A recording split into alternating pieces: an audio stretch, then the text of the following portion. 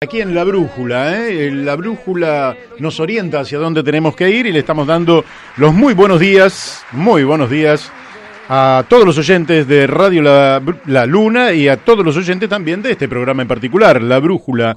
Hoy martes 21 de abril del 2020, son las 12:04. Hoy empezamos un poquito más tarde, Nos quedamos charlando, nos quedamos entretenidos, hablando de las cosas.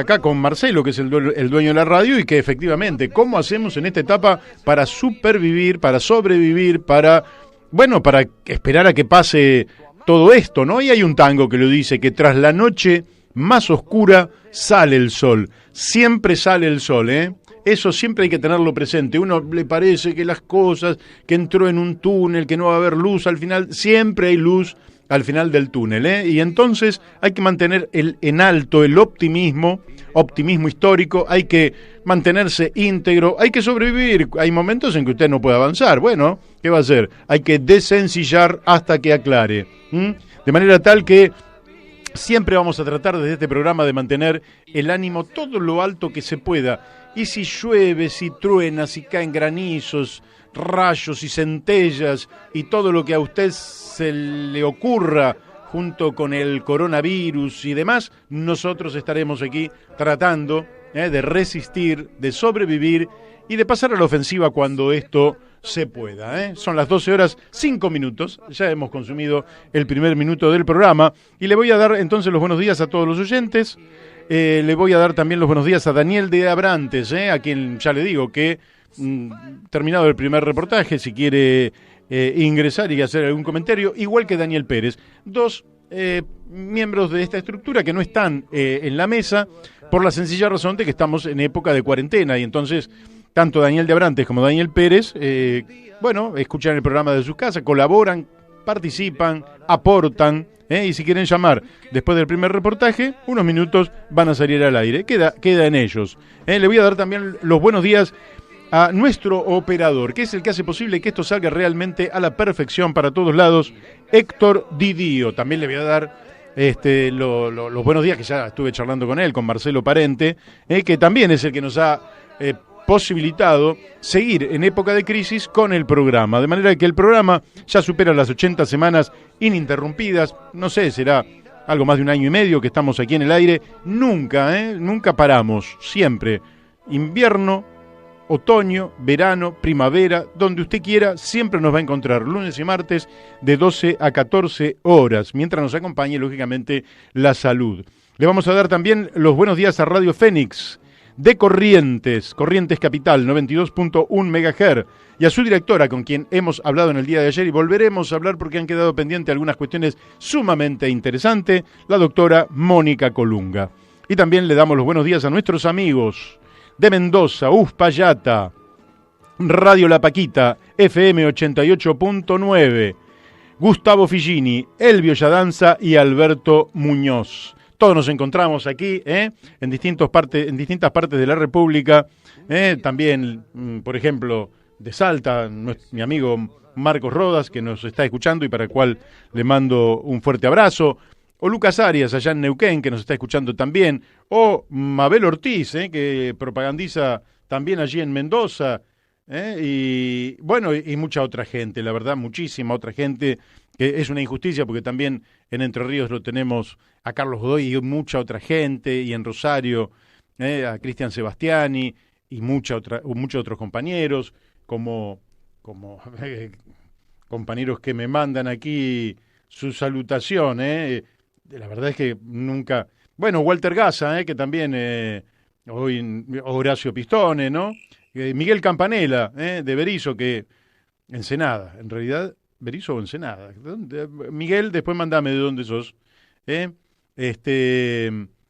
Morón Sur, de Matanza, de Capital, muchos, de Loma de Zamora, de San Martín, de San Miguel, de Aedo, en fin, de un montón de lados. La verdad que a todos muchísimas gracias y a todos muy, muy buenos días. Hoy vamos a tener un programa que ya les digo cómo pinta. Vamos a estar hablando con Facundo Di Filippo sobre la pandemia y la crisis habitacional. Va a ser realmente un excelente reportaje porque ha hecho una nota espectacular el amigo Facundo Di Filippo, que fue diputado en la ciudad de Buenos Aires, es un militante progresista, por decirlo de alguna manera, que está planteando una conexión letal que es entre el COVID-19, el virus, y los problemas habitacionales. Así que va a ser espectacular ese reportaje, no se lo pierda, porque 12:19, 12:20, ahí nos estamos comunicando con él. También lo vamos a tener a nuestro amigo Miguel Ponce, ¿eh? Le vamos a preguntar, porque parece que hubo un documento de la Unión Cívica Radical denominada radicalismo auténtico, es decir, una corriente interna del radicalismo, donde aparecen Freddy Storani, Juan Manuel Casela, Jorge Sapia, Ricardo Alfonsín, Miguel Ponce, Gabriel Montero, Enrique Ilia, el senador Mario Cimadevilla, en fin, y otra gente que le mandaron un documento al presidente de la Nación, Alberto Fernández. Y la verdad es que aparentemente sí, pero yo lo pregunto, ¿le mandaron el documento? Y si lo mandaron, ¿qué le proponían en el documento? Y de esas propuestas, ¿qué es lo que le dijo el oficialismo? Me parece que va a ser muy interesante, eso va a ser en la segunda hora. Vamos a estar hablando también con el doctor Mario Kiektik sobre cómo evoluciona esta pandemia a nivel mundial y cómo la está viendo aquí en la Argentina. Ayer hablamos con el doctor Mario Bonini, que tiene una mirada justamente de un profesor universitario, nada menos que en salud pública. Y también vamos a estar hablando con Carlos Méndez, porque en Chile, aunque a usted le parezca mentira, en Chile las luchas siguen. Y vamos a estar hablando de estas luchas, porque ha habido gente que salió a protestar, que ha salido a la calle y que ha sido detenida, como si nada hubiera pasado. Una cosa tremenda, tremenda. En fin, bueno, ¿cuál sería la noticia más importante? Bueno, la noticia más importante en épocas de, digamos, pandemia, de epidemia, de circulación de un virus, básicamente es cómo atajamos al virus. Entonces, me parece que es interesante porque llegan más test rápidos y barbijos. Esto llega de China, aunque por los respiradores habrá que esperar un poquito más. En principio, aparentemente mandaban 20, que era una donación de China, 20, pero hay 1.500 respiradores que ha encargado el presidente de la Nación a China y que esos todavía aparentemente no llegaron. Todo este tráfico de mercadería se hace a través de la línea de bandera. Es muy interesante saber que tenemos una línea de bandera y que nos permite esa línea de bandera, Aerolíneas Argentinas, por la cual hemos luchado siempre y por la cual sentimos un enorme orgullo. En mi caso particular, yo soy estudiante de la Escuela Jorge Newbery, el fundador de la aviación en la República Argentina, de manera que tengo hacia la aerolínea de bandera un amor extraordinario, y aquí lo hemos tenido a Fabio Basteiro y otra gente, todos defensores de la línea de bandera. En un momento el gobierno de Carlos Menem, del Partido Justicialista, entregó esta línea de bandera, un desastre total. Ahora tenemos línea de bandera y entonces nos evitamos con la línea de bandera que nos pirateen. Ustedes saben lo que está pasando, hay muchas denuncias. Usted hace un encargo, por ejemplo, a un país. Entonces viene el avión tiene que aterrizar en un aeropuerto. Y en ese aeropuerto, un gobierno, unos piratas, decomisan todo lo que viene en el avión, le pagan al piloto todo, pero lo que usted estaba esperando, barbijos, respiradores, material para cubrir a los médicos, se lo roban. Esto ha ocurrido, pero está ocurriendo. Como hay mucha demanda, no es el problema de pagarlos, es el problema de que no está el producto. Entonces se lo roban y le roban el cargamento. Como nosotros enviamos un avión de bandera, nosotros tenemos la absoluta garantía de que ese avión, si no se cae, ese avión trae absolutamente todo a la Argentina. Y esto hay que volver a valorarlo, a valorarlo. Muy, muy importante. Bueno, de China vienen otras cosas, vienen 20.000 overoles de bioseguridad, 1.800.000 barbijos quirúrgicos, 200.000 máscaras de protección médica, y viene un equipo para el armado de una línea de producción local de barbijos quirúrgicos con capacidad para producir 1.400.000 barbijos mensuales. Porque uno cuando ve estas cifras dice cuántos que son, pero siempre ustedes piensen que un overol de bioseguridad probablemente se utilice una sola vez. Quiere decir que se consumen a un nivel infinitamente más rápido, por ejemplo, que yo como consumo mis zapatillas, que hace años que tengo las mismas zapatillas, y entonces no tengo problemas. O la ropa, que usted se la puede poner una enorme cantidad de veces mientras le calce esa ropa y mientras esté más o menos presentable, que no esté demasiado agujereada y esas cosas, usted la vuelve a usar. Pero cuando se trata de elementos de bioseguridad, lógicamente que ya no existe esa chance, y hay elementos que se usan una sola vez y se tiran. De manera que la Argentina, indudablemente, con todas las diferencias, críticas, etcétera, que se pueden hacer, en términos generales, ha estado actuando bien, porque hemos ido postergando ese crecimiento de la exponencial de la curva y eso nos ha permitido justamente que no colapse el sistema. No obstante que el número de contagiados es bajo, y se lo observa por el número de muertes, que es muy, muy bajito. Lógicamente, cada muerte es una persona y todo nuestro amor y todo nuestro respeto por cada una de las personas. Pero no es lo mismo hablar de 100 y pico de muertes en un mes y medio en la República Argentina, hablar de 4.000 muertes en un solo día. Está claro que no es lo mismo, o 1.000 muertes en un día contra 2 muertos en un día. Evidentemente, aquí se ha postergado, digamos, el ascenso de esa curva, que sigue creciendo, no nos equivoquemos, sigue creciendo la curva. Pero eso nos ha permitido ir incorporando una cantidad de respiradores, de justamente material de seguridad, barbijos, etcétera, que van a permitir que demos vuelta lo que ha sido un problema serio, porque por falta de equipos de protección, las infecciones del personal médico en la Argentina son las más altas del mundo. ¿Cómo se entiende? Si tenemos muy pocos contagiados, ¿cómo podemos tener una tasa de contagio tan alta en el personal médico, de enfermería, etcétera, que llega al 14%? ¿Cómo puede ser eso? Bueno, simplemente porque los equipos de protección, de bioseguridad, no estaban en la Argentina. Entonces, cuando llegó el virus, con poquitos virus, se contagiaron muchos médicos y enfermeros, enfermeras, médicas, en fin, todo el personal que está en el área de la salud. Por eso es importante todo esto que ha llegado, porque esto le va a permitir al sistema de salud poder actuar con mayores niveles de protección. Bueno, sobre esta cuarentena, nos ha llegado una nota de César Lerena, que nosotros lo sacamos en general por temas que tienen que ver con Malvinas, el Atlántico Sur, la pesca, la Antártida, la soberanía nacional, pero César Lerena es doctor en ciencias veterinarias y él está planteando, en una extensa nota que lógicamente no puedo leer, que habría que ir a una cuarentena, lógicamente no puedo leer todo, pero una cuarentena donde empecemos a habilitar la posibilidad de transitar a la gente que está sana. Entonces, ¿cómo sabemos que una persona está sana? Porque esa persona se puede hacer 2 test al mes.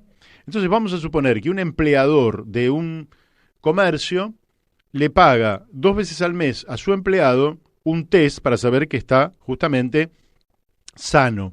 Eso le sale 3.000 pesos, 1.500 pesos cada uno de los tests. Pero le resulta mucho más beneficioso mantener el comercio abierto y pagar los test para saber que el personal está sano que mantener el comercio cerrado. Los comercios están abriendo de todas maneras sin test. Pero esto es algo interesante. Lógicamente que él también dice el uso del barbijo tiene que ser obligatorio, o algún cubre nariz, boca y mentón, que sea lo suficientemente filtrante como para no permitir que las gotas de saliva salgan al exterior o incluso entren del exterior hacia nuestra boca. Utilizar todos los mecanismos tecnológicos, etcétera, etcétera, pero plantea una serie de medidas que no puedo detallar porque tampoco a usted le va a interesar que yo le diga todas las medidas que él plantea, pero para ir saliendo programadamente de la cuarentena, y que en cuarentena queden quienes, las personas mayores de 65 años, que puedan tener salidas de supervivencia también. No se trata de prohibirle a nadie que salga de la casa. Por favor, eso me parece que no es el asunto. Lógicamente, quédate en casa la mayor parte del tiempo. Y cuando salgas de tu casa, salí con todos los elementos, si podés salir con la botellita de alcohol, con el barbijo, y cuando volvés, de afuera dejás los zapatitos en la puerta de tu casa o ahí a la entrada de tu casa, te lavas las manos, te sacás el barbijo si es reciclable lo lavás, etcétera, etcétera, pero me parece que ya hay que ir pensando en cómo se sale con altos grados de seguridad de esta cuarentena. Creo que ya estamos en contacto con nuestro amigo Facundo Di Filippo, y te doy los buenos días, Facundo. ¿Qué tal, Mario? ¿Cómo estás? Bien, bien. Bueno, Facundo, vos has hecho una nota donde planteás una suerte de conexión letal que habría entre la circulación comunitaria del virus COVID-19 y la situación habitacional de amplios sectores de nuestra población. ¿Por qué no nos explicás un poquito qué es lo que vos desarrollás en dicha nota? Mirá, nosotros en la Argentina, y es una tendencia que también es una tendencia claramente global, tenemos muchísimas familias viviendo en situación crítica habitacional, ya sean asentamientos, villas, casas tomadas, inquilinatos, situación de calle, hacinamiento en la ciudad misma formal. Un Sí. porcentaje alto. En la Argentina, para calcular, tenemos 4.400 asentamientos precarios a nivel nacional, relevados por el RENOVAP. ¿Y cuánta gente vive allí? Y tenemos en situación de emergencia de asentamiento y de villa cerca de 5 millones de personas. Después tenemos claramente los problemas de ciudades hacinadas, de barriadas populares que no son consideradas ni asentamiento ni villa, muchos sectores del conurbano de la provincia de Buenos Aires, Así es. que tienen enormes problemas claramente también de servicios públicos. Y el problema que está dando con esto es que quedó comprobado a nivel global que la única forma de resistir hoy a este virus tiene que ver con quédate en casa, digo, es una consigna global. Sí. Y hay mucha gente que no tiene casa o su casa no tiene las condiciones necesarias para preservarse del virus. Ayer tuvimos el primer caso en la Villa 31, el contagio de una vecina por coronavirus. El gobierno nacional está hablando de cuarentena colectiva porque dimensionó y comprendió que en los asentamientos no es posible hacer una cuarentena como en la ciudad formal. Claro. Y el problema que yo planteo en esa columna justamente tiene que ver con eso, que es un problema letal para todos. Digo, ya ni siquiera es que puedo no mirarlo o puedo no interesarme por la problemática, sino que si el coronavirus crece o cualquier tipo de virus o pandemia crece sobre los sectores populares, te inundan un sistema de salud precario y después no va a haber lugar para que nadie se atienda, digamos. Entonces, ese es el sentido, ¿no? Dimensionar y poder conectar la problemática habitacional con la problemática de salud. Vos pensás que, claro, es muy difícil. Uno dice, se aísla un barrio, por ejemplo, al tiempo que tampoco es una tarea tan sencilla. Porque vos decís, por ejemplo, el barrio que ya no es más Villa 31, no sé cómo le llaman ahora, ahí viven como 70.000 personas. Uh-huh. ¿Cómo haces vos para que ninguna de esas personas salga de su lugar cuando efectivamente tienen que tener provisiones de alimentos, de medicamentos, de otras cosas que son necesarias para vivir? De manera que realmente la situación puede ser complicada no solo para quienes viven allí en estos barrios precarios, sino para el conjunto de la sociedad. ¿Cómo haces? ¿Qué política te das para disminuir esto a la mínima expresión cuando hoy, cuando te digo hoy, no lo digo en forma figurativa, sino que hoy yo he recorrido una parte de lo que es Matanza y Morón, están todos los comercios abiertos y ya la gente está levantando la cuarentena per se, justamente por el agobio de la crisis económica. ¿Qué pensás vos frente a esto? Mira, yo, creo que considero que la posición del gobierno nacional es una posición correcta.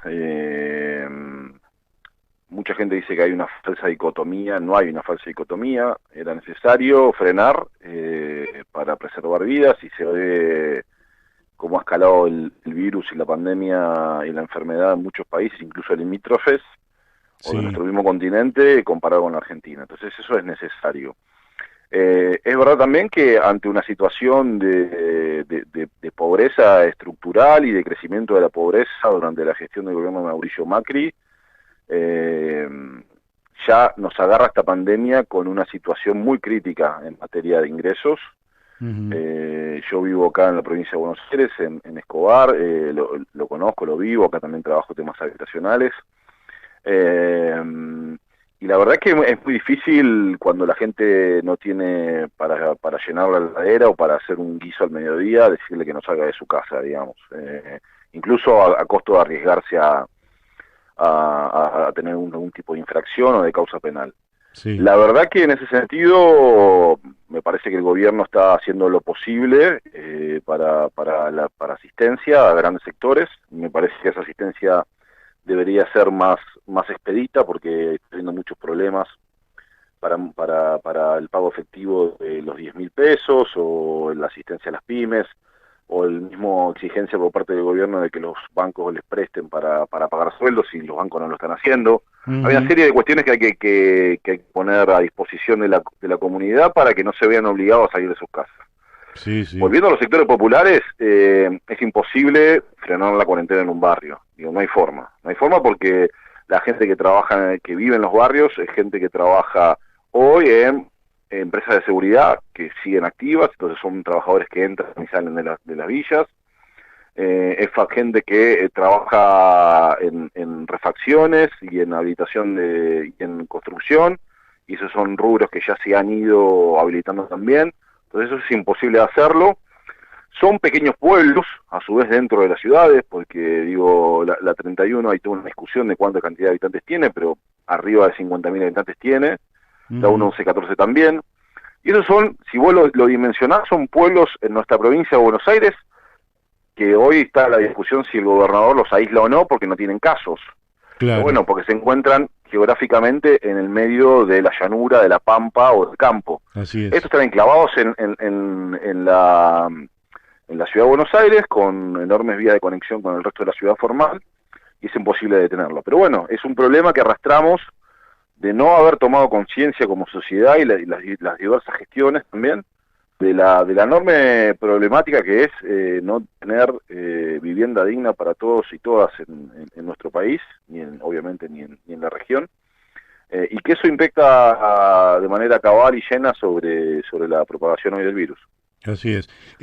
Sí, en la región en muchos lugares están peor que acá, porque basta ver lo que son las favelas o esas montañas de casas en Caracas o en Ecuador, etcétera, que uno ve, dice, ahí sí que es el tema sumamente difícil. Nosotros dentro de todo estamos en una llanura, ¿no?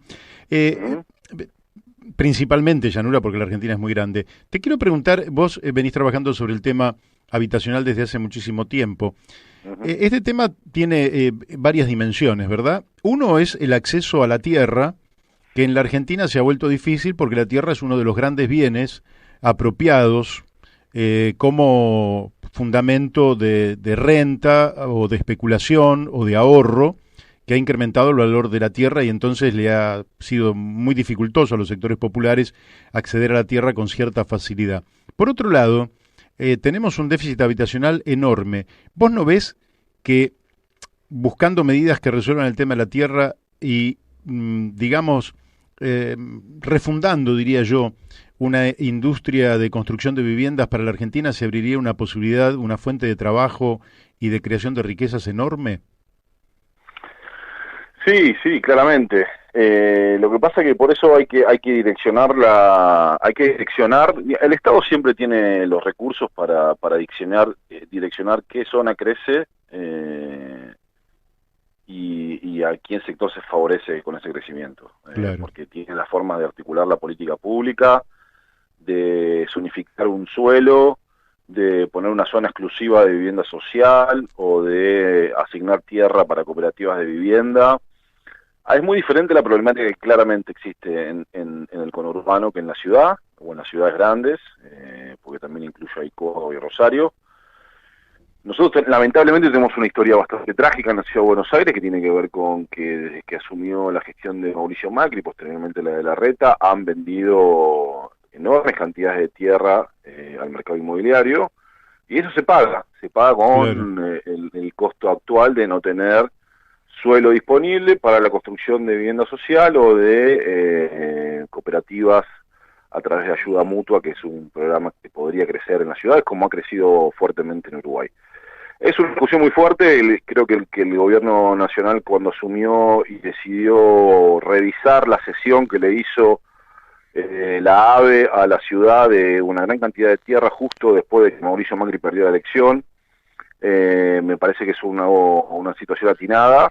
La tierra es un recurso escaso, no es un recurso infinito, y para cualquier política habitacional es necesario ese recurso esencial. Después, si vos haces un programa fuerte de lote con servicios en provincias, en la misma provincia de Buenos Aires, la gente se construye su propia vivienda. Se ha comprobado que los sectores populares, una vez que tienen la titularidad de la tierra y saben que no los pueden desalojar de ahí, invierten gran porcentaje de lo poco que ganan en levantarse su techo para ellos y para su familia. Claro. Yo creo que un buen programa de lote con servicios, que intenta hacer ahora nuevamente Procrear, también financiando parte de la construcción de la vivienda, puede ser efectivo para el nivel nacional. Pero ya te digo, en las ciudades, que son ciudades fuertemente cruzadas por la especulación inmobiliaria, hay que tener otras herramientas y hay que jugar más fuerte, ¿no? Hay que poder regular el uso del suelo, y desincentivar y no promover la salida como si fuese única de entregarle el suelo al mercado inmobiliario. Bien, bien. Facundo, finalmente, la última pregunta de mi parte, y incorporar lo que vos creas conveniente. Ujú. Eh, ¿Vos qué le estarías recomendando a la gente que está justamente yo te digo, por ejemplo, este programa llega a, qué sé yo, a Castillo, a Isidro Casanova, a La Ferrere, por decirte algunas localidades nomás, también acá a San Martín, a Tigre, en fin, y calculo que llega perfectamente a Escobar también. Si, Ujú. si la gente que vive en estos barrios, que no son efectivamente ni villas ni asentamientos, pero que también tienen condiciones existenciales que no son las más apropiadas porque en muchos casos hay hacinamiento, etcétera. Ujú. ¿Con qué mensaje le llegarías? Y cuando digo vos, quiero decir también en alguna medida el gobierno, cuando el quédate en casa no alcanza, porque justamente cuando se vive en condiciones de hacinamiento, el quédate en casa tampoco aparece como una solución ideal, más que Ujú. transitoriamente. ¿Qué mensaje le transmitirías? No, a ver, yo sinceramente lo que creo que hay que tener es una enorme paciencia. A mí me está pasando con familias que conozco de barriadas populares acá en Escobar, que ya no saben qué hacer, que viven en ambientes muy pequeños, con los hijos encerrados, y están pasando un momento muy difícil porque tampoco tienen el plato de comida o la suficiente asistencia necesaria. Es un momento muy particular del mundo, de la humanidad, y básicamente lo que hay que tener es una enorme paciencia. Hay que poder organizar el reclamo. Lo que comprobó también esta pandemia es que es necesario un Estado fuerte para aquellos que lo critican. Así es. Y bueno, y hay que empezar con el reclamo pertinente a todos los sectores, digo, ya sea al responsable barrial.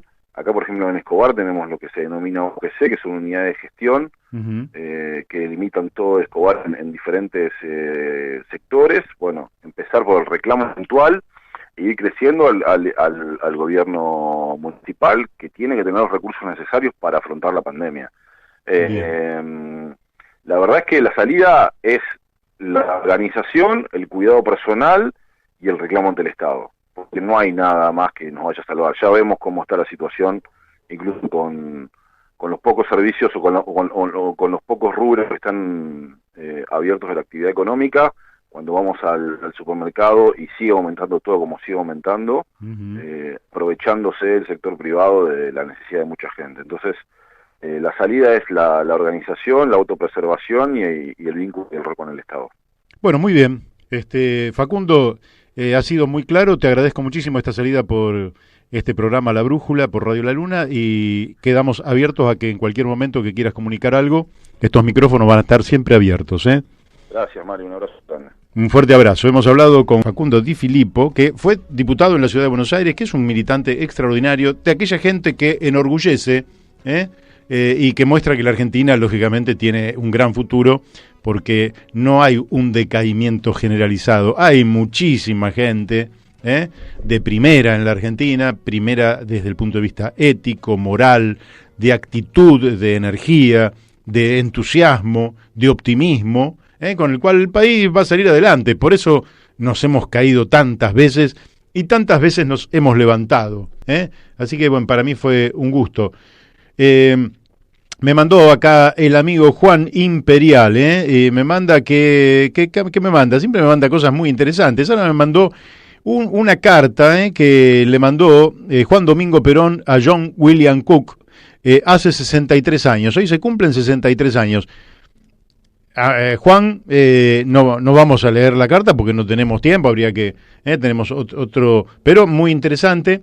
Él es, Juan Imperial es un periodista que tiene también un programa de radio con el cual siempre estamos comunicados y en excelente onda, así que un fuerte abrazo. ¿Quién estaba llamando? ¿Nadie? Ah, perfecto, no, está bien. Pensé que estaba llamando mi amigo Daniel de Abrantes. ¿Qué temas tenemos en este instante? Les quiero decir que a todos aquellos que han solicitado el ingreso familiar de emergencia, desde el ANSES, a través de su titular, Alejandro Banoli, se está planteando una nueva convocatoria, porque hay mucha gente que quedó afuera. ¿Por qué quedó afuera? Bueno, quedó afuera a veces por cuestiones formales. Entonces, el gobierno, con buen tino, lo tengo que decir, porque que nadie me tilde de oficialista, que no lo soy, no soy oficialista, pero lo que se hace bien hay que aplaudirlo y hay que ser generoso, y mucho más en momentos en que la gente lo está necesitando. El ingreso familiar de emergencia vuelve a abrir la posibilidad de que se reinscriba gente que está necesitando imperiosamente este ingreso, que es de 10.000 pesos, y que por razones formales ha sido rechazado. Entonces, ahí tiene que entrar a la página del ANSES y se vuelve a reinscribir, y a partir del 22 esto se pone, es decir, a partir de mañana esto se pone en funcionamiento. Bueno, sí, como tenía previsto, está Daniel en el teléfono. Hola, Daniel. ¿Qué tal? Buen día para todos. Bueno, como todos te conocen, no voy a decir que sos Daniel de Abrantes. Pero, bueno, pero ya lo dije. No, como siempre, siguiendo con atención esta primera hora del programa, muy interesante las entrevistas, y creo que, como un breve aporte, este proceso que estamos viviendo de confinamiento y el coronavirus nos está obligando y nos está abriendo la puerta para pensar un país distinto, ¿no? Yo estaba escuchando con atención el tema que desarrollaron respecto a la necesidad de focalizar una política de viviendas que resuelva este drama que tenemos en la Argentina, que es la necesidad de cubrir más de 3 millones de viviendas que están faltando y que lógicamente empeoran cualquier situación de catástrofe que tengas que enfrentar. Ahora lo estamos viendo con claridad, se comentaba recién, ¿verdad? Sí, claro. Pero yo quería agregar otro dato más, porque sin lugar a dudas todos coincidimos en que probablemente el gobierno de Macri haya sido el peor gobierno de la historia en la Argentina. Yo diría el peor gobierno de la etapa democrática, no sería tan exagerado. Bueno, pues después de las dictaduras que tuvimos no compararía, ¿no? El peor gobierno de la etapa democrática. Sí. Pero sin lugar a dudas que los problemas, o sea, el déficit de vivienda arranca mucho más atrás, son problemas que venimos arrastrando desde hace mucho tiempo, y en la Argentina la verdad es que hace muchos años que no se habla tampoco de una política de ocupación del territorio, que es otra de las grandes herramientas que junto a un gran plan de vivienda, ¿sí?, nos pueden llevar a configurar un país mucho más interesante que el que tenemos configurado hoy día, mucho más de ocupación de nuestro territorio, y que abre posibilidades enormes, porque el otro día en una conversación vos lo decías con mucha claridad. De lo que se trata en la Argentina no es tanto la disputa por la riqueza generada en anteriormente, sino de lo que se trata es de cómo aprovechamos el enorme potencial que tiene este país para generar nueva riqueza y para generar un país para los 45 millones de argentinos. Uh-huh. Y eso implica la discusión, entre otras cosas, la discusión de una política de ocupación territorial que tiene que ir de la mano de un gran plan de viviendas para la Argentina, ¿sí? Sí. Con participación muy activa del Estado, ¿no? Es decir, yo también creo que vengo de una familia donde mis abuelos se construyeron sus casas, mi padre se construyó su casa, ¿no? Hay toda una tradición en mi familia de la construcción de la vivienda, ¿no? Y de la valorización de ese proceso. Pero creo que si el Estado no juega un papel central, eso hoy es casi una quimera, ¿viste? Sí, claramente. Por otra parte, Daniel, hay una cosa que se habla muy poco, y voy a introducir una palabra que es entropía, no sé, nadie se asuste, pero cuando se habla de entropía en las grandes metrópolis, como por ejemplo puede ser toda el área metropolitana, es toda la energía que se disipa para algo sencillo. Por ejemplo, si usted tiene una planta de tomates en el fondo de su casa, usted quiere comer tomate, va al fondo de su casa y prácticamente sin ningún tipo de gasto ni de costo, usted tiene el tomate en su mesa. Sencillo, es un ejemplo, no estoy diciendo que las cosas todas puedan ser igual. Al tiempo que, si usted tiene que traer el tomate de las quintas, por ejemplo, que están en La Plata, y usted vive en Escobar, como vive Facundo, usted tiene que hacer prácticamente 100 kilómetros para trasladar ese tomate, con el cual gasta una enorme cantidad de combustible, genera un desorden de tránsito a lo largo prácticamente de los 100 kilómetros, y es mucho más lo que se ha gastado que el propio valor energético del tomate. Entonces, todas estas megalópolis con muchos millones de habitantes terminan siendo verdaderos despilfarros energéticos, que realmente habría que pensar en ciudades de no más de 1 millón de habitantes, para lo cual la Argentina tiene territorio para hacer un montón de ciudades. Que además que generan condiciones de vida muy malas, ¿no? Porque si yo me tengo que pasar 4 o 5 horas por día viajando para llegar a mi trabajo, para ir y volver, por ejemplo, si vivo en Escobar y tengo que ir a Capital Federal, o vivo en Moreno y tengo que ir a Capital Federal, es una locura y es una pérdida de calidad de vida muy grande. Así es. Tenemos el ideal es que podamos ir en bicicleta a nuestro trabajo, ¿verdad? Así es, caminando o en bicicleta, eso es lo ideal. Que las ciudades tengan una dimensión a escala humana, ¿no? Bueno, 1 millón de habitantes, que se podría ser Mar del Plata, podría ser La Plata, podría ser Rosario y Córdoba, ya tienen más. Salta, la ciudad de Salta en la que yo viví, que podía recorrerla en bicicleta de punta a punta. Mendoza. Bueno, todas esas ciudades que son incluso grandes, muy grandes, hasta allí tiene una escala, una dimensión humana. Hasta allí. Lo que nosotros hemos hecho de Buenos Aires y del área metropolitana es un verdadero desastre. Pero ese desastre, donde vivimos, y vivimos bien, mucha gente vivimos bien, y otros viven muy mal, pero ese desastre se puede ir saliendo planificadamente, con un plan donde los que están viviendo mal pasen a vivir mejor, lógicamente con el beneplácito de cada persona, de cada familia, de cada ciudadano que quiere emprender una vida distinta por ahí en un lugar para mejorar la calidad de vida, ¿verdad? Sí, y que además con la ventaja que tienen, digamos, porque ya lo hemos vivido, este país vivió el proceso de creación de miles de ciudades, ¿sí? La Pampa húmeda y demás. Sabemos que la creación de una ciudad es un círculo virtuoso que genera trabajo, que genera prosperidad, que genera progreso, ¿sí?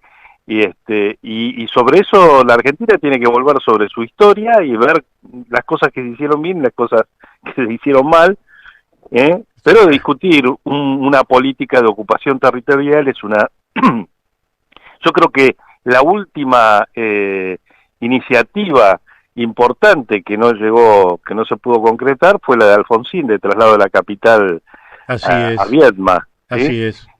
Pero yo sigo sosteniendo la misma propuesta, creo que hay que ejecutarla. Y sí, yo creo que ha sido.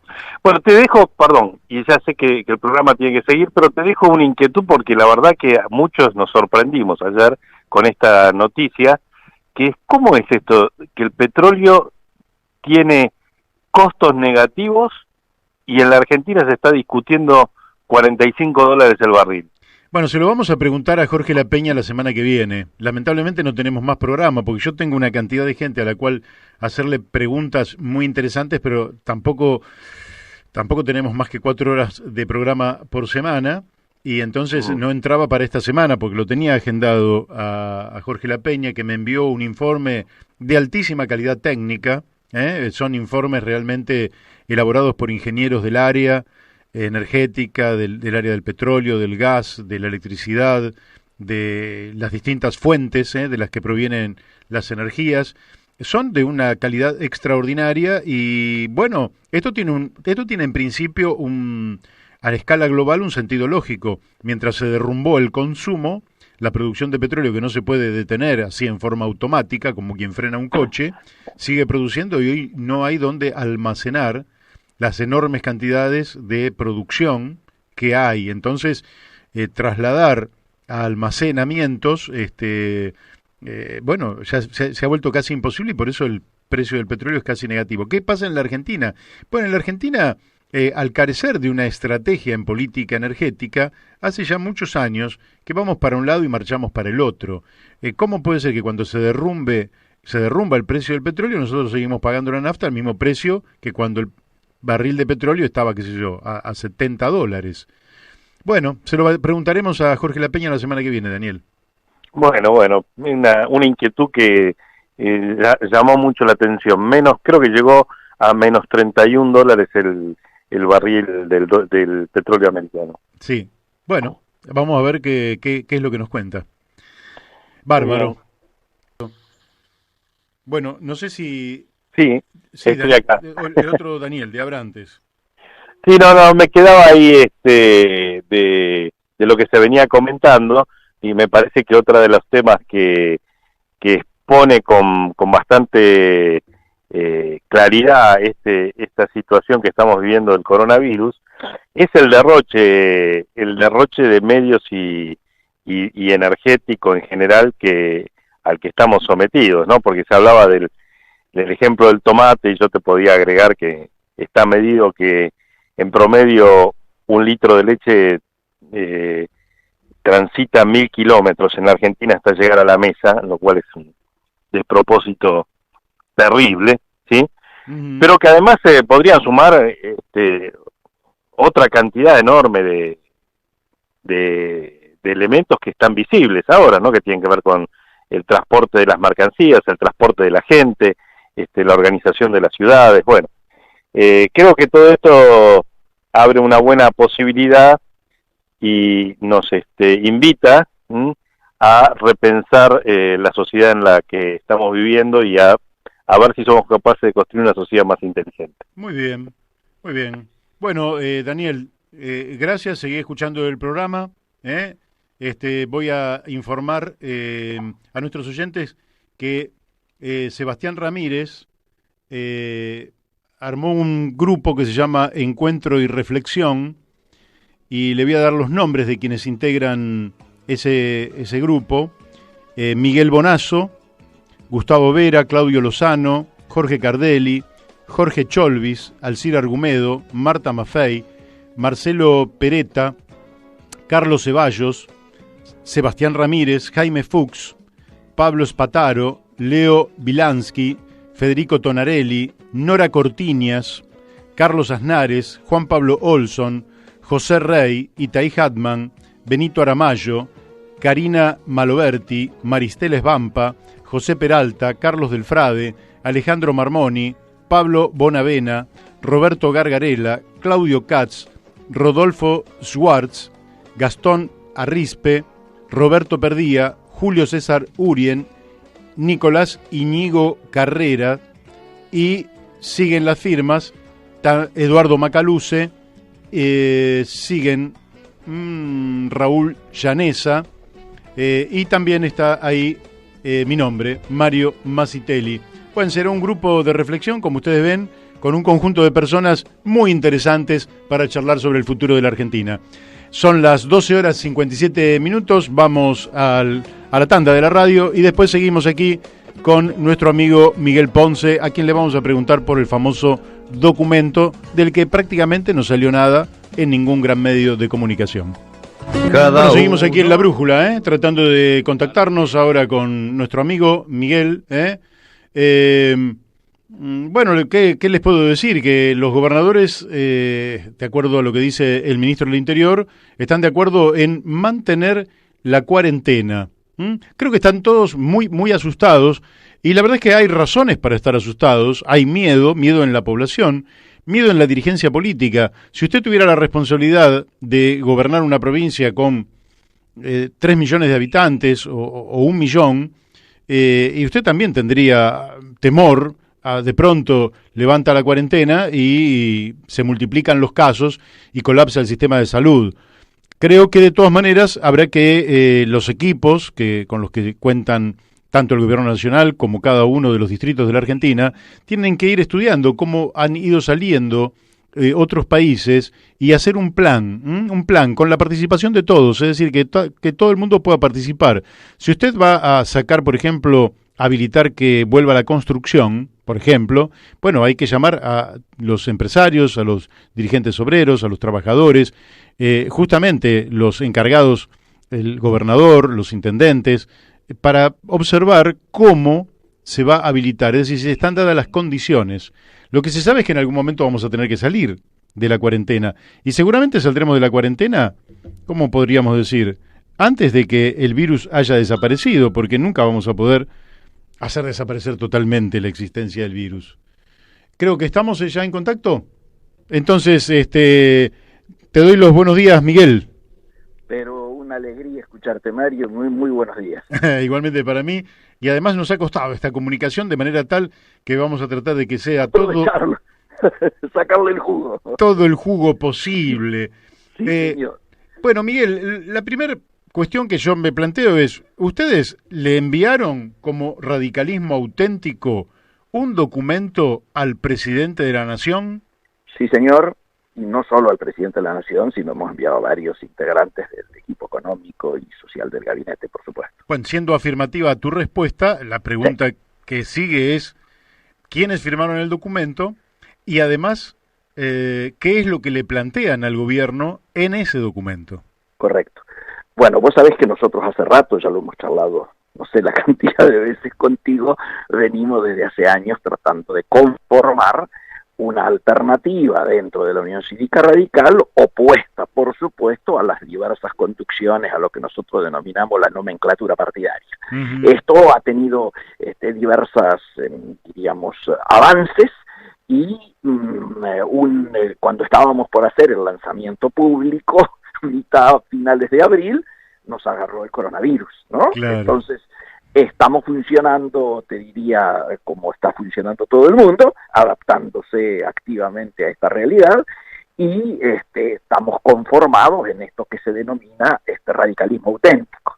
Es decir, allí encontrás desde la gente del alfonsinismo, ¿no es cierto?, Federico Storani, algunos amigos muy cercanos que pertenecen al movimiento de Chanqui Cáceres, está la gente de Casela, está lógicamente gente de todo el país, desde Cima de Villa en Chubut hasta Torroba en La Pampa, hasta todo el radicalismo santafesino, ¿no es cierto?, fundamentalmente su presidente, el presidente del comité de provincia, Facendini, pero vayas a la provincia que vayas, hay radicalismo auténtico. Esto se ha ido conformando mucho. El presidente de la Convención Nacional, Jorge Sapi, en Córdoba, digo, y así.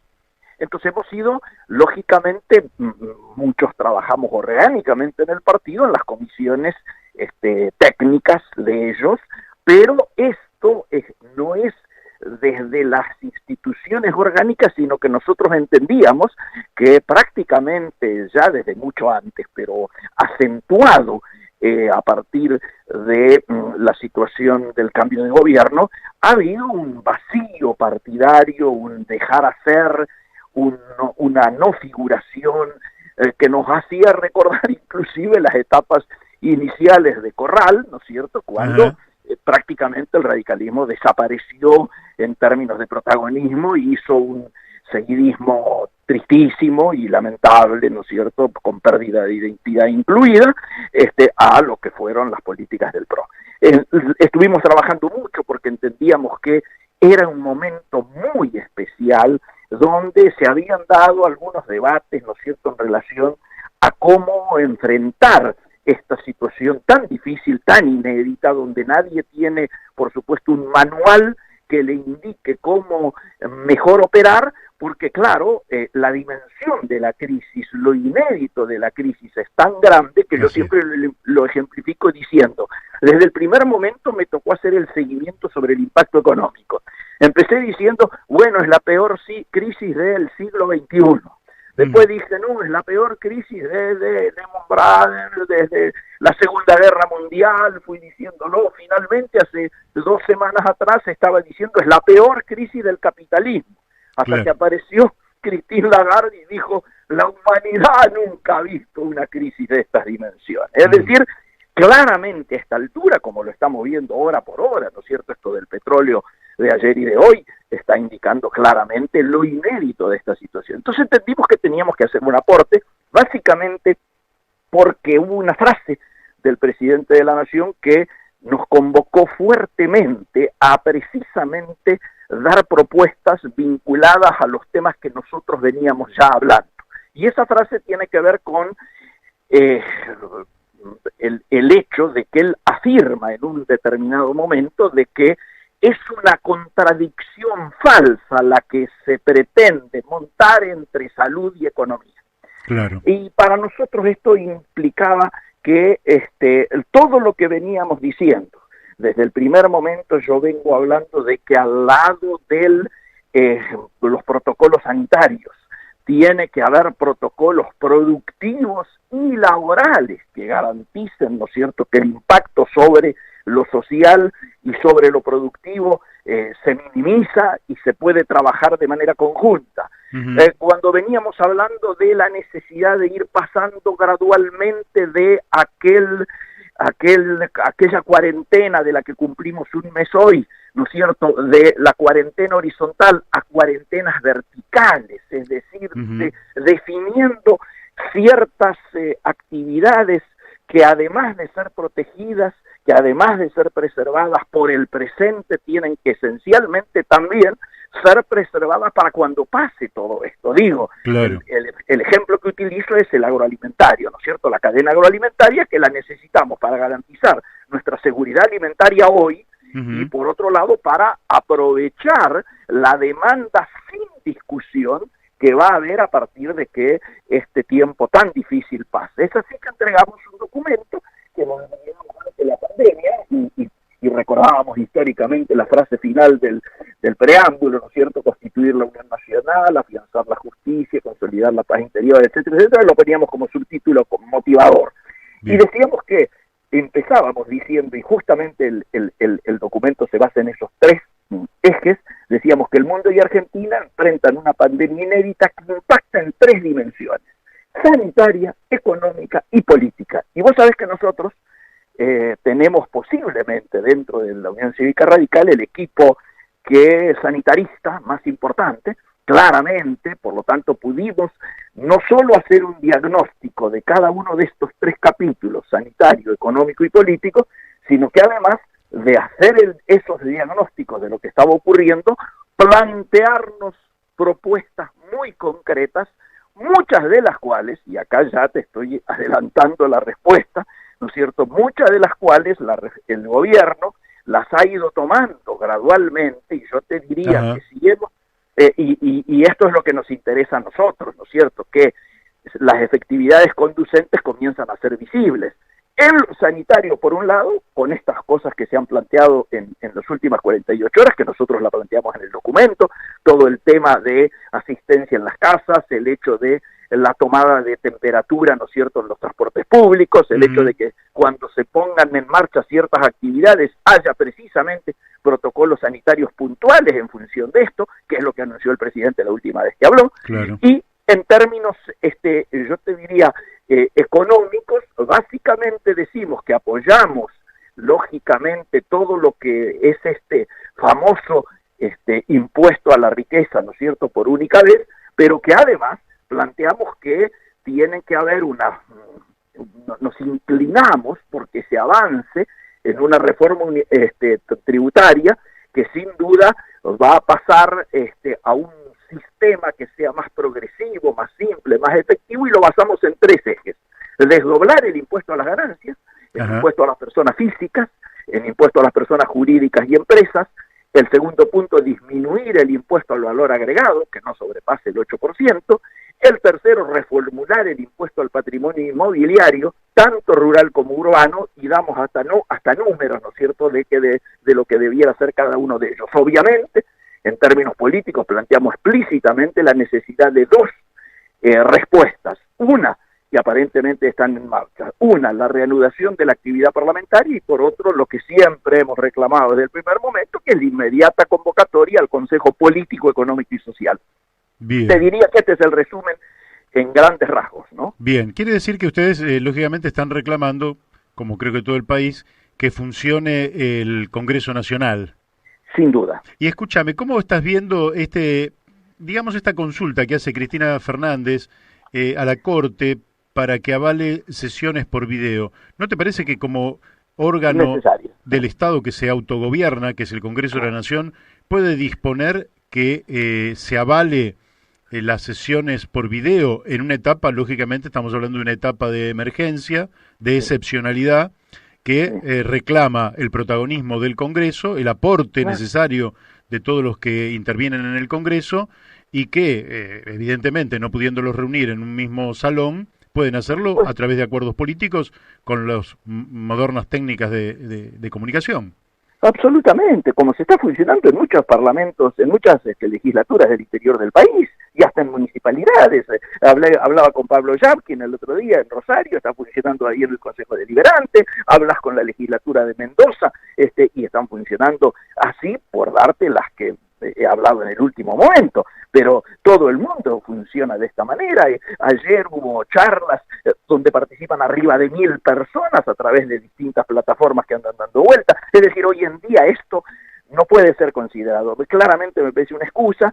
Yo creo que además no siento un buen precedente que le pide que un poder autónomo, uno de los 3 poderes del Estado que tiene lógicamente autonomía para tomar sus propias decisiones, le pida autorización a otro poder, paradójicamente a otro poder que también está en cuarentena con esta feria, ¿no es cierto?, judicial existente. Por lo tanto, digo, me parece innecesario. Creo que lo importante, pero no voy a entrar en el detalle o el debate por qué se hace, por qué no se hace, etcétera y demás, porque además está marcando hasta una incoherencia entre las 2 cámaras. Senadores piden y diputados están resolviendo la manera en que funciona. Digo, no voy a entrar en esto porque sería bajar el nivel del debate y además hablar sobre situaciones de interpretación. Y me parece que acá lo importante es que todos aportemos la voluntad de que realmente se quiere funcionar, se quiere darle al país una instancia en la cual lo antes posible sus instituciones estén funcionando a pleno. Yo recuerdo, que es una anécdota muy conocida, Churchill en plena guerra mundial, mientras las bombas, las B-1 y las B-2 caían sobre Londres, el Parlamento funcionaba. Claro. Digo, es un ejemplo histórico muy utilizado, ¿no es cierto? Sí, entonces, sí. nosotros vemos que hay posibilidades de que muchas de las medidas que se están adoptando, ya fíjate, hemos pasado de cuando empezamos a escribir esto, que casi no había actividades que se realizaran, hoy llegamos a 60 y estamos con las 11 de ayer, ¿no es cierto?, estamos en 60 actividades y cada vez va a ir más. Se ha puesto en marcha todo lo que tenga que ver con el comercio exterior. Hay actividades de exportación de granos, la cosecha se está levantando a pleno, y por eso inclusive esto ha hecho de que lo que ha sido un cimbronazo a nivel mundial, como es el tema de la caída del petróleo, en Argentina se esté vendiendo menos, por supuesto, porque hay una caída del gasoil del 50% en las ventas y hay una caída de nafta del 70%, y el gasoil ha caído menos, ¿por qué? Porque la cosecha está funcionando a pleno, es decir, Claro. se está levantando la cosecha y los camiones van a puerto y se despacha, y bueno, esto lo vemos desde este lado positivo porque se está haciendo bajo estrictas normas de cumplimiento que establecen los protocolos sanitarios. De ninguna manera nadie está pensando que los pymes, sobre todo, van a querer que sus trabajadores mueran, sino todo lo contrario. Lo que se está buscando es mantener precisamente estos eslabones de cadenas de valor que necesitamos, repito, en el presente, pero sobre todo lo vamos a necesitar mucho, que permanezcan en pie, ¿no es cierto?, para el momento en que tengamos pasada esta situación, que va a ser muy difícil poder aprovechar de la mejor manera una circunstancia internacional que debiera sernos favorable. Por eso también aquí yo quiero hacer un agregado más, ¿no es cierto? Además uno está pensando en lo social. Este es un momento en el cual el mundo, vos fíjate, ya no discute la necesidad de algo que seguramente a vos te va a poner muy contento, ¿no es cierto? Nadie discute a esta altura la necesidad de una asignación universal, ¿no es cierto?, o mínima. Vos fíjate que hasta el presidente Trump entrega un cheque a cada uno de los ciudadanos de Estados Unidos con su nombre. Está bien, estamos en plena época electoral, que critiquemos eso, pero lo concreto es que nadie discute la necesidad de esa asignación universal. Y creo que aquí también se puede dar un paso adelante en esa dirección. Creo, por supuesto, ¿no? Me querías decir algo, perdón. No, eso sí, yo creo que lo tiene en agenda el gobierno, de acuerdo a la información que yo tengo. A mí alguien me ha hecho alguna pregunta también al respecto. Nosotros, yo no sé si lo has leído, pero nosotros tenemos una propuesta que es una mecánica, una pequeña ingeniería financiera muy sencilla, a partir de la cual se podría implementar un ingreso básico universal, con las características que tiene el ingreso básico universal, muy distinto a el mecanismo de los planes sociales focalizados, que lógicamente generan clientelismo, etcétera. Pero dejo de lado esto, que me parece a mí que sí es muy importante, porque hace a la calidad de vida de millones de argentinos desprotegidos. Absolutamente. El gobierno de todas maneras ha mostrado una sensibilidad, todo lo que tiene que ver con el trabajo del ANSES en torno al ingreso familiar de emergencia lo vemos con muy buenos ojos, aunque lógicamente creemos que hay que implementar en esta dirección políticas mucho más sustentables. Pero te quiero preguntar por otra cosa también. Dale. Te veo con mucho optimismo respecto a la post-crisis del COVID-19, con lo cual, bueno, podemos compartir porque efectivamente creo que va a haber una demanda mundial increciendo cuando todo esto empiece a menguar. Al mismo tiempo, son muchos sectores, y yo mismo, sin espíritu crítico, observo a un gobierno vacío de un programa económico consistente. ¿Cómo estás viendo vos eso? No, recordemos el debate previo, digamos, ¿no? Porque aquí también es importante no jugar nosotros a las escondidas con nosotros mismos, digo. No es que veníamos bien, veníamos en un momento de expansión, teníamos todo el frente externo ya resuelto, sino que veníamos, ¿cuál era el debate antes? No tenemos programa. ¿Por qué no hemos cerrado el frente externo con los bonistas? No cerramos el frente externo con los bonistas ni con el fondo porque no tenemos programa. Es decir, había una discusión en relación al huevo y la gallina. Yo creo a esta altura que como viene todo este apoyo que ha habido explícito no solo de gobiernos desarrollados, del G20, etcétera y demás, sino del propio Fondo Monetario Internacional, que ha dado un aval muy, yo diría, incondicional y sorpresivo para algunos en términos del apoyo a la política y a las propuestas efectuadas por parte del gobierno, y al efectuarse la oferta de la manera en que se hizo, vos acordate que el fondo había dicho de que la quita tenía que ser entre 55.000 millones y 85.000. Uh-huh. Y nos estamos mucho más cerca de 55, es decir, ha sido una oferta, pese a que se denomina agresiva, mucho menos agresiva de lo que podría haber sido. Amigable, diría yo. Amigable, casi amigable. ¿Qué implica esto? A mi juicio, lo que está implicando, por más que hoy leamos el rechazo de los fondos, etcétera y demás, ¿no es cierto? El Banrock diciendo ahí que espera otra cosa, muy bien, al margen de eso, entre el tono del ministro y los números dados por el ministro en su mensaje, me parece que claramente ha quedado demostrado la necesidad y voluntad de arreglo. Yo diría que vamos hacia un arreglo, no por supuesto en los términos planteados ni en una esquina del ring, ni en la otra esquina del ring. Seguramente estará en un punto en el medio, pero me parece que vamos a un arreglo. ¿Por qué? Porque sería muy, digamos, me parece que a ninguna de las dos partes le conviene el no arreglo. A la Argentina no le conviene el no arreglo porque cuando haya que salir de esto, conviene tener financiamiento, conviene no estar colocado en el triste lugar de los países defolteados, ¿no es cierto?, que sería repetir una figura ya conocida, un déjà vu, de los que no deseamos que se vuelvan a repetir, y por el lado de los bonistas, porque ante la incertidumbre que existe, y ante el hecho concreto de que objetivamente hay un planteo, como vos bien decías, casi amigable, me parece que lo que le conviene es cerrar lo antes posible. ¿Por qué? Porque nadie sabe cómo va a evolucionar todo esto después. Claro. A ver, hoy YPF está valiendo 1.400 millones. Yo pregunto, ¿por qué el gobierno no la compra? ¿Por qué el Estado no se plantea comprarla? Comprar, digo, definitivamente las partes que quedan, ¿no es cierto? Así es.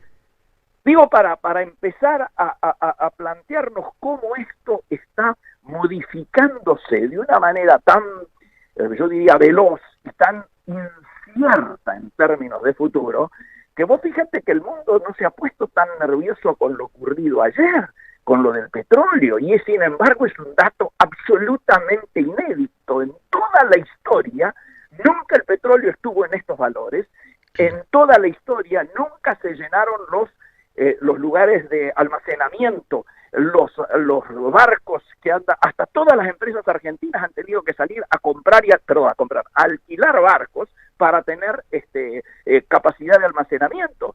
Se ha agotado la capacidad de almacenamiento. ¿Por qué? Porque este es un problema de demanda. Claro. Entonces, si nosotros nos damos cuenta de que el mundo ha caído prácticamente entre un 30 y un 35% el consumo de petróleo, esto te está diciendo que el transporte se ha ido al diablo, que la producción se ha ido al diablo, etcétera. Y como yo hablo con China 2 veces al día, ellos me cuentan explícitamente de que recién están pensando en un rebote hacia el próximo trimestre. Digo, pasado hacia el próximo, empezarían, luego de atravesar el peor crecimiento, la peor caída desde 1976 a la fecha. Nunca habían tenido un trimestre como el que acaba de finalizar y cuyos números acaban de conocerse, ¿no es cierto? Así es. Miguel, te tengo que dejar porque tengo al doctor Miguel Kiektik que está esperando para hablar del coronavirus. Señor.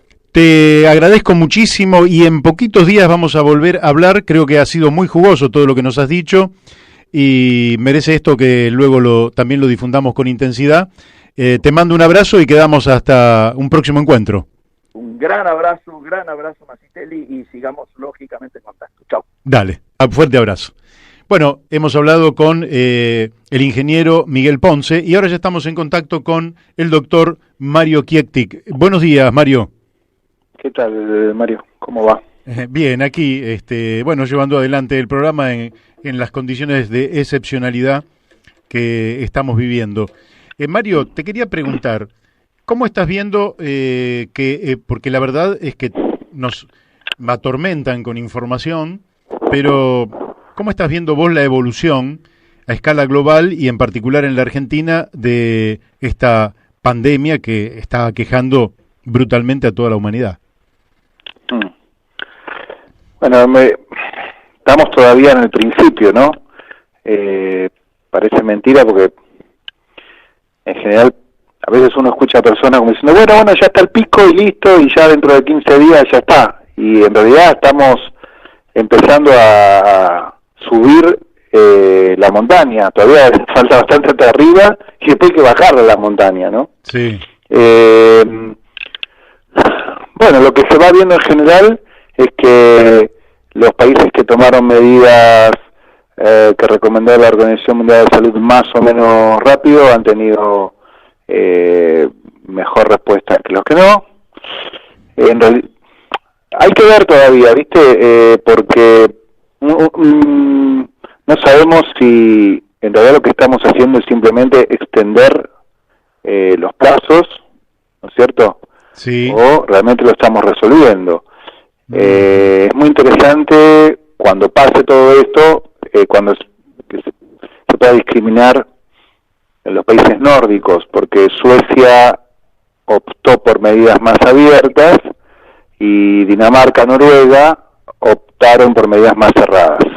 En general, ahora estamos viendo que Noruega y Dinamarca van mejor. Lo que no sabemos, bueno, cuando hagamos el conteo final, si no se compensa en algún momento o si efectivamente las medidas de Noruega y Dinamarca fueron mejores. Yo tiendo a pensar que son mejores las medidas restrictivas. De hecho, en estos días estuve haciendo una clasificación de artículos que están evaluando la cuarentena y evaluaron las cuarentenas que se hicieron por los otros SARS, porque en realidad estamos hablando de coronavirus SARS. A veces escucho gente que se pone a no, porque la gripe, pero a ver, es como comparar, no sé, el cáncer con el sarampión, o sea, no tiene nada que ver una cosa con otra. Esto no tiene nada que ver con una gripe, el virus es completamente distinto, se mueve distinto, es otra cosa. Esto es una neumonía por coronavirus.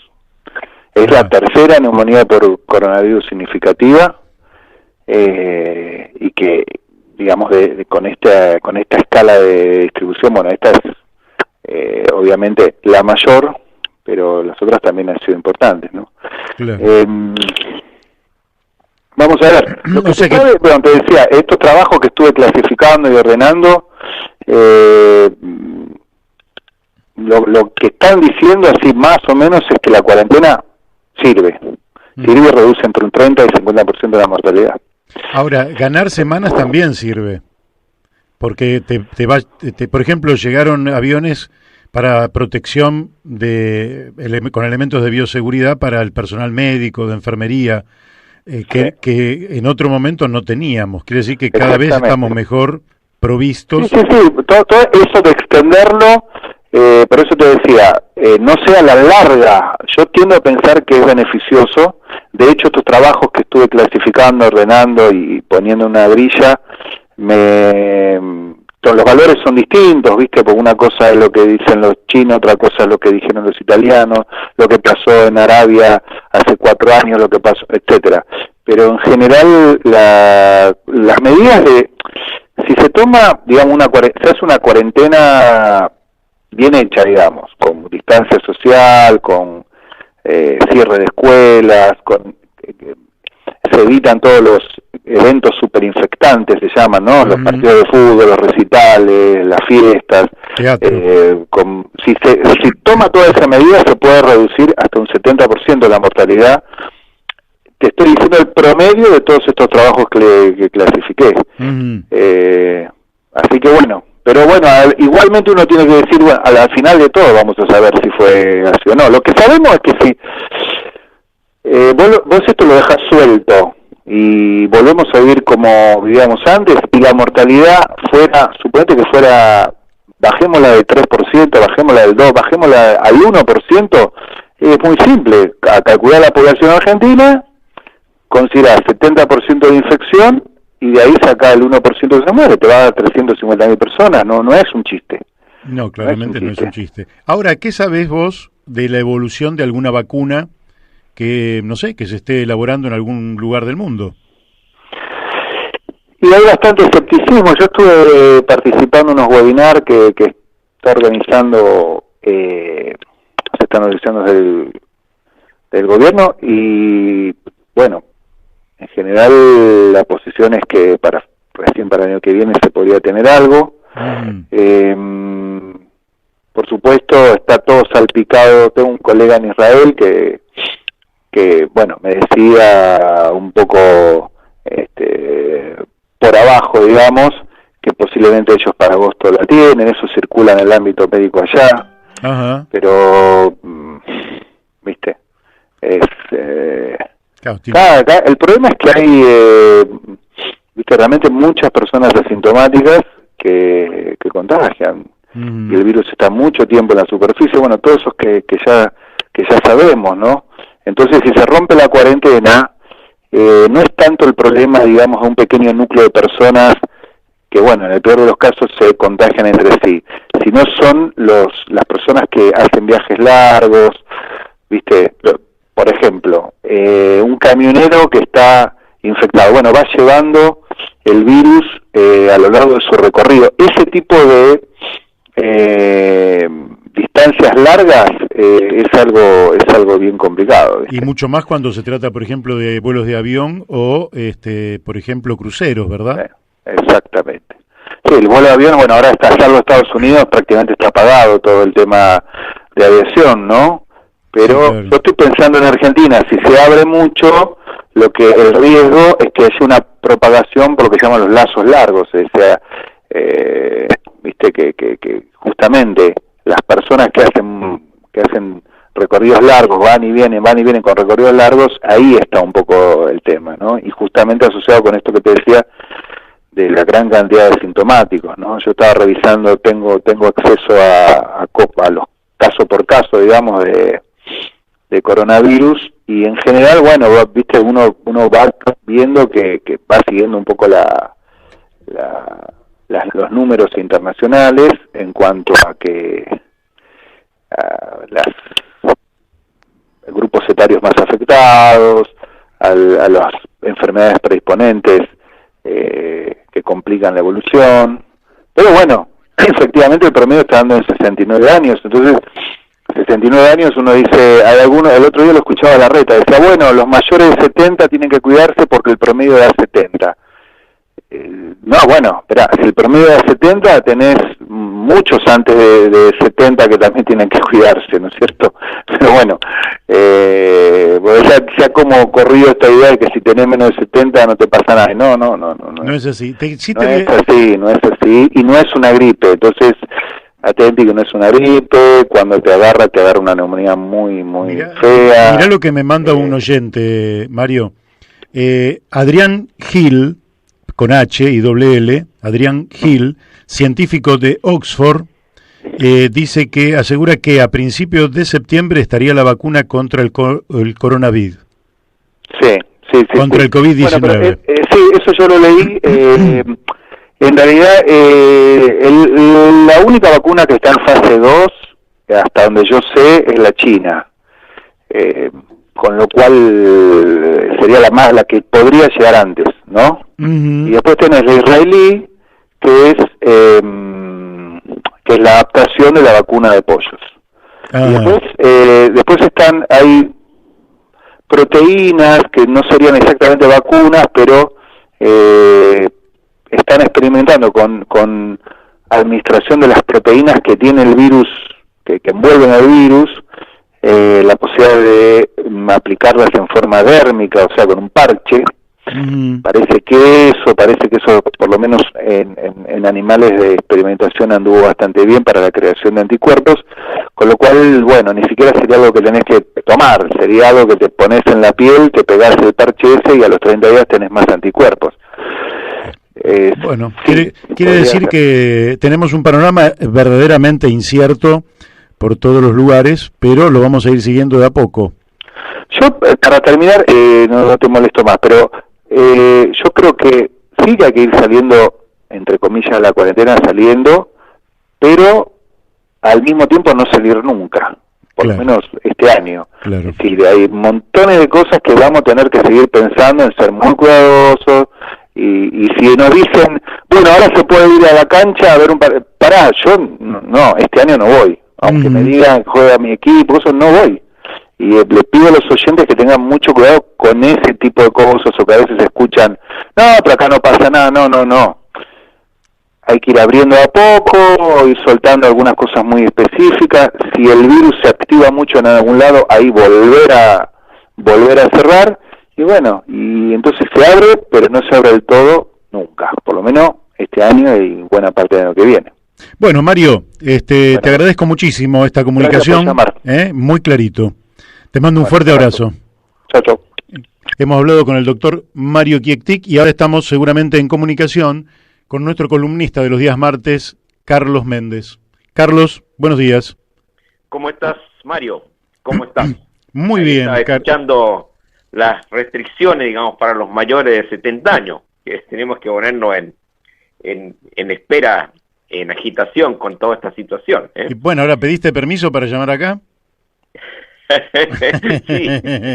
Sí, no, pero el intendente Gala todavía no tiene esas imposiciones, aunque aquí comentan en La Plata de que el intendente de La Plata lo que hace Rodríguez Larreta lo copia. Bueno, si copia mirá. bien, no hay problema, Eso Sí, lo que está bien hay que copiar. A mí, claro, eso de que uno tiene que inventar todo me parece una chantada. Uno inventa casi nada, muy poquitito, y con mucha gente que inventa muy poquito, se hacen grandes transformaciones. Sí. Porque toda construcción, es decir, acá hay sobre todo el capitalismo que ha exacerbado el individualismo, parece que Bill Gates hubiera sido el inventor de Internet, y en realidad Internet es empieza en el Ministerio de Defensa de los Estados Unidos, y luego participan en lo que es Internet actual millones de personas. Lo que pasa es que algunos se apropian de la creatividad de otros. Y este es el gran secreto. Te quiero preguntar por lo siguiente. Sí. Empleados estatales se resisten, estamos hablando de Chile, Sí. A incorporarse a actividades decretadas y detienen a la directiva gremial de enfrente de la Casa de la Moneda. ¿Esto es así? Así fue ayer. Mira, fue una situación que la podríamos narrar como en una obra de teatro en varios actos. El día viernes pasado, Piñera llamó, ¿no es cierto?, a incorporarse al trabajo.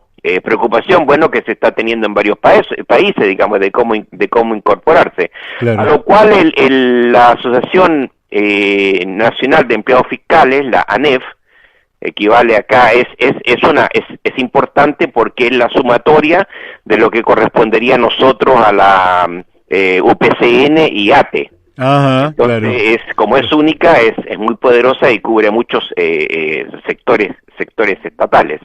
Bueno, ellos hicieron una demanda judicial que no tuvo una respuesta inmediata. Recordemos que se está en Chile en un estado de excepción y que por lo tanto ayer martes hicieron esa protesta en la Alameda, digamos de la parte que corresponde a la moneda en dicho lugar, con unos lienzos. Participaron unos 7 o 9 dirigentes nacionales. Era lo que correspondía, obviamente, lo que tenía que hacer ANEF, sí, que se merece, digamos, como una entidad gremial representativa de los trabajadores estatales, y ya que, digamos, otra organización que podríamos decir que la comprende, que la Central Unitaria de Trabajadores, no tomó esto como una reivindicación principal. Ya vamos a volver sobre eso.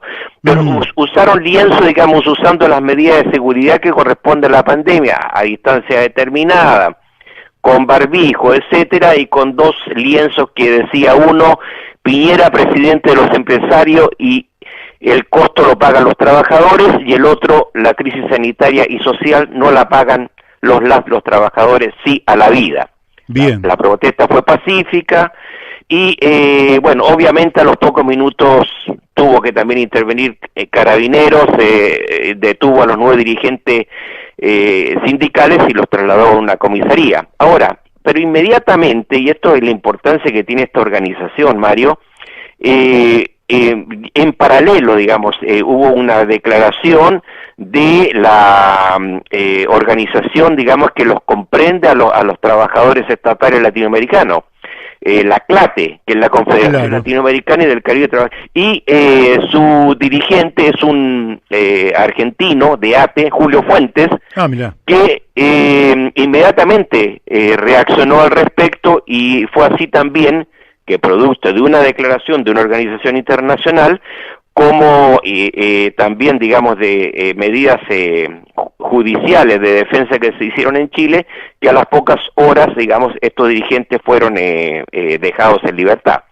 Pero, digamos, marcaron un precedente de, digamos, de los roles que corresponde a jugar, digamos, en este caso, a una organización gremial. Claro. Y ahora, el éxito de ellos, sí, me parece que aquí hay un éxito relativo producto de una información que yo acabo de recibir, ya que la Corte Suprema se opuso a la orden del Ejecutivo de volver a trabajar, al menos en tribunales, lo que les corresponde a ellos directamente, al igual también en otros organismos estatales como la Contraloría. Es decir, la pugna de los estatales va a continuar, digamos, por este momento, y que refleja la defensa de los trabajadores en relación a este asunto de retornar a su trabajo, al menos que sea, digamos, con que lo que piden los funcionarios, que sea con las medidas de seguridad correspondientes, o sea, que hayan mascarillas, disposición de alcohol, gel para todos, y los distanciamientos mínimos exigidos, evitando las aglomeraciones y resguardando la salud y protección de aquellos funcionarios que ya no les corresponde por sus situaciones particulares de salud incorporarse al trabajo. Claro. Bueno, me parece que está muy bueno que los trabajadores preserven ante todo el valor de la vida de los asociados y de la gente que tiene que cumplir tareas, que todos sabemos que en algún momento habrá que ir flexibilizando toda esta cuarentena y ir volviendo, pero con los máximos niveles de seguridad. ¿Puede ser, Carlos, que en otros lugares de Chile haya salido gente a la calle a protestar? Sí, han habido protestas reducidas, incluso en mismo Santiago han habido algunas protestas. Pero ya que hablamos de protesta, se está preparando una para los días 26 y 27 de abril. Se está llamando a una movilización de trabajadores, y para cuestión de continuar con la 27-28 hay un llamado a movilizaciones. Esto es para retomar, digamos, aquello que quedó pendiente del estallido social. Claro. Y también, ya que esto es lunes y martes, se supone que nosotros hace un mes y algo atrás estábamos esperando, ¿no es cierto?, que el domingo 26 de abril se realizara el plebiscito. O sea, esto prácticamente no se habla, o sea, solamente en algunos sectores muy politizados. La mayoría de la población está preocupado de su trabajo, o sea, primero no contaminarse, no enfermarse, y también, digamos, de cómo mantenerse, que es el problema de un proyecto que presentó ayer el presidente Piñera, que llegaría, digamos, a los sectores más vulnerables, según él, a 1.800.000 familias, que cubriría algo así como 250.000 pesos, hablando, digamos, unos $250 para familia. Por familia. Pero, claro, por familia. Pero recientemente yo acabo de recibir una extensa carta de varios diputados, senadores de oposición, por supuesto, alcaldes y otras figuras, donde se plantea, digamos, de que ver este tema de otra manera. Es decir, digamos, ya hay oposición a ello, lo que habla muy bien, digamos, que la oposición reaccione, cuestión que precisamente hace 2 días atrás, la oposición sufrió una crítica bastante dura de parte del expresidente Ricardo Lagos. Claro. donde dijo que la oposición no estaba dando el ancho en relación a la crisis que hay epidémica que está sufriendo Chile. Cuestión que no es poco lo que dice el expresidente Lago, ya que hay, digamos, hay un analista político, más bien un dirigente, Francisco Vidal, que él categoriza, digamos, que hay 5 oposiciones. Ahora, estos diferentes sectores no se ponen de acuerdo. Bueno, ahora hay un acuerdo de solicitar al gobierno que haga una renta mínima, claro, con otros valores superiores, y que estaría para discutirse seguramente en el Parlamento. O sea, hay una propuesta concreta al respecto.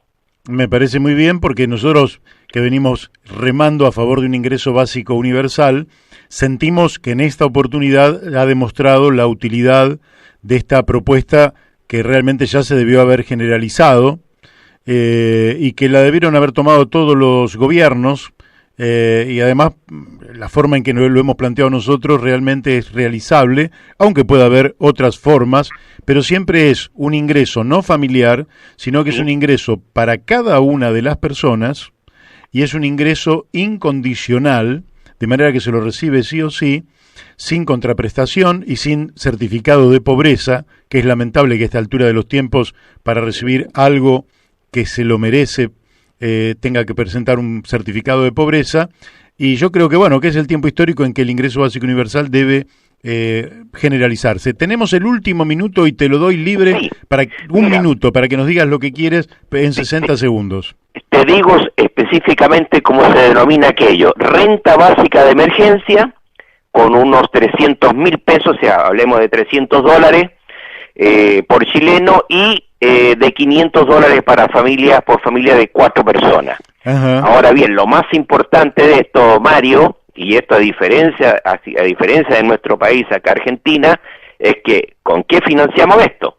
Bueno, lo que dice la oposición, esta carta pública, firmada, digamos, por todos los sectores de oposición, comunistas, socialistas, PPD, más de izquierda, menos de izquierda, etcétera, demócratas, cristianos, etcétera, es posible financiarla con lo que existe en Chile, existen los fondos soberanos que no se han aún tocado, y también por la capacidad y prestigio que tiene la economía chilena, su capacidad de endeudarse internacionalmente.